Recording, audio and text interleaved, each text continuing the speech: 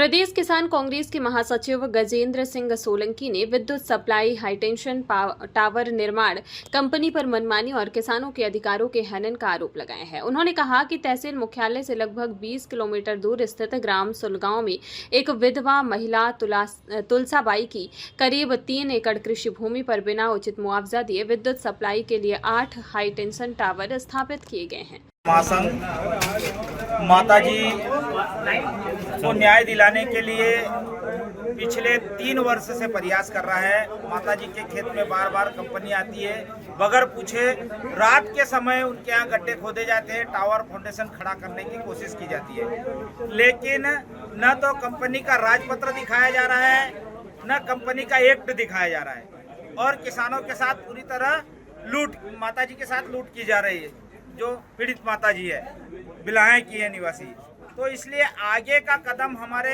प्रदेश अध्यक्ष जी से बात हुई है राष्ट्रीय किसान मजदूर महासंघ की, कि आगे अगर माताजी को प्रताड़ित किया गया, बगैर मुआवजे से उनके खेत में काम किया गया, तो पूरे प्रदेश में ज्ञापन के माध्यम से आंदोलन किया जाएगा।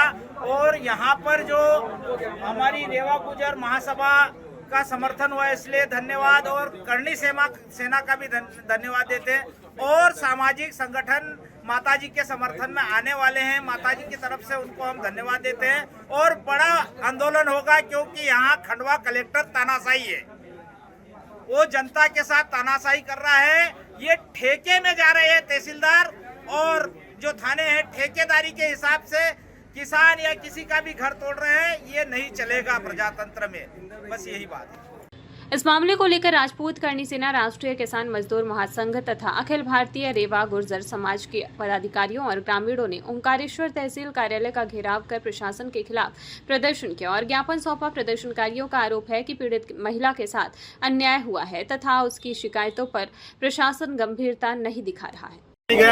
इनके खाते में सीधे पैसे डाल दिए गए, इनको पता नहीं है। अब ये कोर्ट केस लड़ेगी जब तक, तो ये 8 टावर खड़े हो जाएंगे।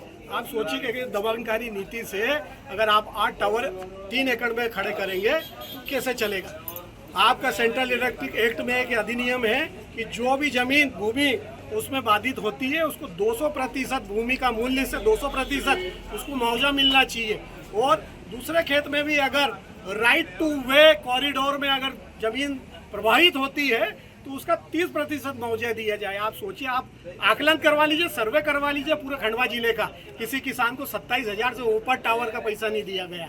ये अत्याचार है और शोषण हो रहा है जनता के साथ। हम महिला के साथ, हम गुजर समाज के साथ मजबूती से खड़े हैं और लड़ाई आर पार की लड़ेंगे, और न्याय नहीं मिला तो बड़ा उग्र आंदोलन होगा खंडवा जिले में। आंदोलनकारियों ने आरोप लगाया है कि बिल्हाया निवासी विधवा महिला तुलसाबाई के खेत में राजस्व विभाग, पुलिस बल और विद्युत कंपनी के कर्मचारियों की मौजूदगी में रात के समय दबाव बनाकर टावर लगाए गए।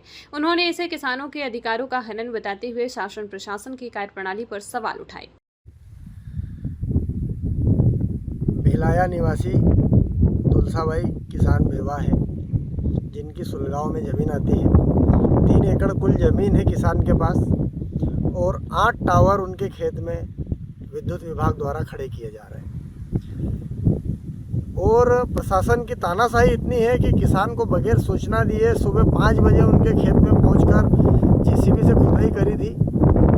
उस दिन भी हम खेत में पहुंचे थे, किसान महिला के साथ थे दिन भर, और किसान की लड़ाई लड़ी थी। अब ये मुद्दा असल में ये है कि किसान की 3 एकड़ ज़मीन में 8 टावर लगने के बाद शेष ज़मीन में खेती करने के लिए उसके पास कुछ बचेगा नहीं।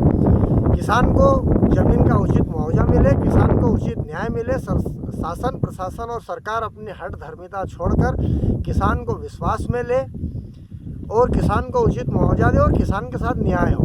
अगर किसान के साथ न्याय नहीं होता है तो किसान कांग्रेस और पूरी कांग्रेस पार्टी किसान के साथ खड़ी है, और उग्र आंदोलन के लिए भी कांग्रेस पार्टी और किसान कांग्रेस तैयार है। किसान के साथ न्याय होना चाहिए, यही हमारी मांग है। प्रदर्शन के दौरान तहसीलदार ममता चौहान के ज्ञापन लेने में विलंब से पहुंचने पर संगठन के कार्यकर्ताओं ने नाराजगी देखी गई। इस दौरान तहसील परिसर में जमकर नारेबाजी की गई और पीड़िता को न्याय दिलाने की मांग उठाई गई।